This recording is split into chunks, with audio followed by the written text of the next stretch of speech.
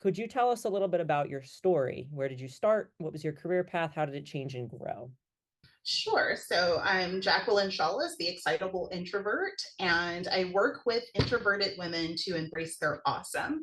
And all of that started really as an experiment for me as a teenager with wanting to keep the balance between being introverted, but also wanting to live into my vision of being a speaker and traveling the world and writing books. And I felt like it's possible to do those two things, but I didn't see a way for that to happen. So I did an experiment with myself.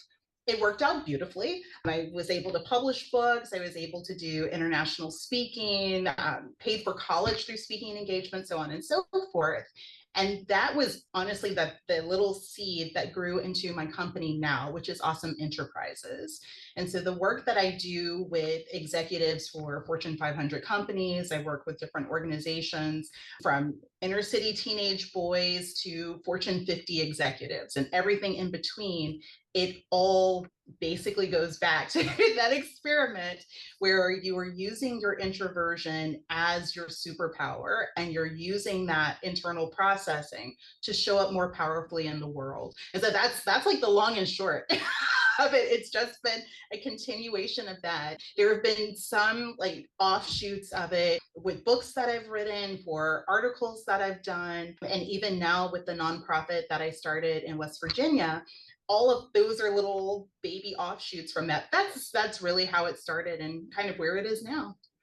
So, what inspired you to begin writing in your teenhood? And how did this kind of play a role in inspiring you to do broadcast journalism? Where's the connection there for you? It's an odd answer I'll give you, but it's the truthful answer. I knew when I was 5 I was going to be writing books, and I don't know why I knew that. I knew I would be on stages talking in like the stadium like settings. My kindergarten aspiration was to be a New York Times bestselling author. Now, I'm a kid from Texas, from like the deep inner city of Texas, with a family that doesn't travel. I honestly don't know where any of that came from, but well, yeah, grass is green, the sky is blue. This is what I'm doing with my life. And my childhood was essentially like in preparation for that. So I'm not sure where that initial inkling came from, but as an adult and even in the early teen years, it was really just living into that. So in my earlier years, I did a lot more fiction writing, and I loved doing fiction when I was younger, but I really focus a lot more now on the nonfiction. It comes easier to me. It's such a struggle for me to get my mind into creating characters that are cohesive and a story that is interesting, because you do need to have that. One of the things that's really great about introverts is that we are able to create all of these different worlds and different scenarios. And so we can take a little tiny nugget of something and make it into this whole big to do in our minds. What the difficult part for me is translating that when I'm trying to write fiction now as an adult. So it's only one of those worlds as opposed to all of them. So I find that nonfiction, especially around business and in self help, is a bit easier because it gets more into the practicality, which is another aspect of introversion. We love mastery into this one thing, deep, deep, deep, deep. So I go deep into these little offshoots. So, how was the transition from writing to public speaking? What were the difficulties between, transitioning from a writing medium? What was that process like for you? It has been interesting, and even now it's still a very interesting dynamic. Back then writing was a lot more formal, and so this conversational piece where you feel like as you're reading you're really in place with the author, that wasn't too hot. It was very formal, very structured, and you have to have it a certain way to be official. And that part was a bit of a struggle for me with transitioning, because I tend to write the way that I speak because I want that connection and we're here together as you're flipping through these pages or you're scrolling now on your phone.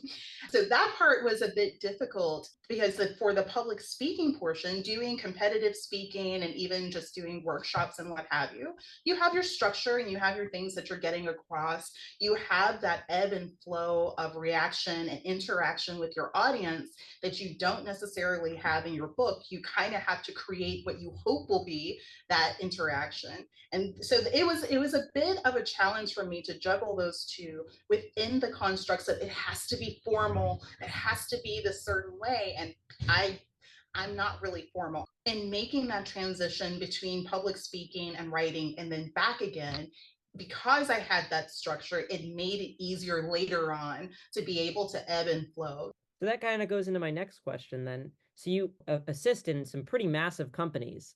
How do you balance these different career paths? They all, to me, go hand in hand because ultimately they're just different ways of expressing embracing your awesome. And that's the foundation of everything. And so awesome is an acronym. It stands for your amazing works of expression to serve others with maximum enjoyment. And so whether I'm writing or I'm giving a keynote or I'm advising someone one-on-one, if I'm having this conversation now, all of these are just, to me, it's just a different set of clothing on the same message because ultimately it's about me sharing my story, of course, but more importantly, letting you tap into your story and how does that, not just the story, but how does the execution of who you are matched with your knowledge and your expertise, how does that come forth in the world so that everyone benefits? That's the through line for all of it. And so that makes it, to me, it makes it a lot easier. It's like, oh, okay, so for this one, it's a blazer. For this one, it's shorts. It's a conversation, or I'm writing an article, or whatever. That makes it a lot easier to just spread that message and to be able to share that, as well as those practical tips and how that needs to navigate. It's just tweaking it a little bit. So you would just tighten up the belt here, you change out the shoes. It's just those little tweaks to have that same expression. How do you recommend persevering through some difficult parts of life? You really, and this is going to sound like, oh, okay, yeah, right. But it really is about tapping into who you ultimately are. And that is a very simple and very difficult thing because, especially as an introvert, and we take on so many things, we often have to take on everyone else's perceptions and expectations and personas of us just to survive from day to day. Like, I am perfectly fine sitting here being left alone. There's nothing wrong with me. But now I have to pretend like I have to do all of this extra effort just so people won't ask me questions. So let me just kind of preemptively do something I don't want to do so I don't have to be bothered later. Like that sort of song and dance is very difficult. And it's also very common for introverts. But the more that you are aware of where you're saying yes or where you're saying no, where you are putting on the mask to appease someone else as opposed to being true to who you are, the more you have of that awareness, the more ways that you can find, like, okay, this sucks and I know I don't want to talk to these people at 8 o'clock in the morning. So either I can not come in at 8 o'clock. Okay, maybe that's an option, maybe not. I could not talk to them, probably not the best choice, or I can find ways to engage them that it's simple, I can do it and still be in authenticity. So people know that if I have my mug, don't talk to me.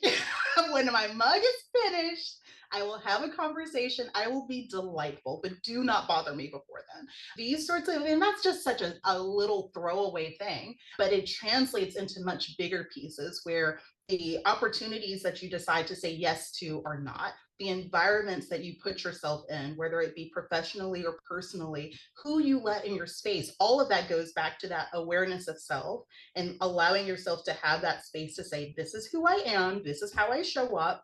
It is okay that I am like this. Now let's find these ways to play so that you still feel supported, but I'm not the log on the fire for you to be warm. I'm interested in the intersection between your identity as an introvert, but also your identity as a Black woman. What are some of the biggest struggles you experience with those, two pieces coming together in your career field? Oh yeah, that's oh God, I could go on forever about that. And mostly because of the research that our organization has done. Like for me personally, I didn't think that there were a lot of places where there were challenges or intersections, but as I was having conversations with when I interviewed about 100 introverted women of color about their experiences, and we've had a lot of the similar things where there's a lot of the microaggressions, not just about being usually one of few, if not the only Black person, the only woman, the only Black woman, all of these kind of little things. But oh, you're not the stereotype. You're quiet. Why are you quiet? You shouldn't be quiet. You're a Black woman. These sorts of things that are literally said, as well as inferred. And that kind of juxtaposition, it really wears away on the mental health, on the psychological safety, on, and it creates a lot of seeds where there ends up for things that have been researched more, where there's pay gap and gaps in advancement in the workplace, a lot of these can be tied back to those introversion misperceptions. And so for me personally within the corporate space, I saw some of that, but wasn't sure where to ascribe that to. Is it because I'm introverted? Is it because I'm a woman? Is it because I'm a Black woman? Is it because of some mixture? Is it because of all three? Or do I just suck at being in environments where people just don't get it? And I just happen to be all three of these things in the mix. That's always a question. And that's always one of those things where you can almost never be quite sure which one of the pieces is the one that's causing the issue. Thank you to Jacqueline Shawless for joining me to talk about her career and life in this week's edition of the New York Spotlight. For 88.7 FM's Morning Wake Up Call, I'm Cameron Bowden, WRHU.